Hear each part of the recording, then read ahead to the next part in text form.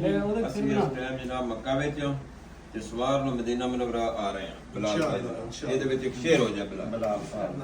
ਉਹ ਸਾਰੀ ਉਮਰ ਕਰਾ ਖਤਮ ਹੋਣੀਆਂ ਨਹੀਂ ਸਿਫਤਾਂ ਹੁਜ਼ੂਰ ਪੁਰ ਨੂਰ ਦੀ ਸ਼ਾਨ ਦੀਆਂ ਵਦੋਹਾ ਮੁਖੜਾ ਵਲੈਲ ਜ਼ੁਲਫਾਂ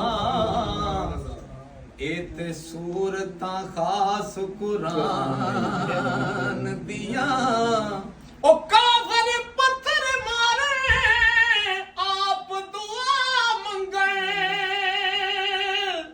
ਇਹ ਤੇ ਆਦਤਾਂ ਸਣ ਅਰਬੀ ਸੁਲਤਾਨ ਦੀਆਂ ਉਹ ਸਾਰੇ ਮੋਮਨ ਰਲ ਕੇ ਪੜੋ ਕਲਮਾ ਤੇ ਤਾਂਗਾ ਰੱਖੋ ਮਦੀਨੇ ਨੂੰ ਜਾਣ ਦੀਆਂ।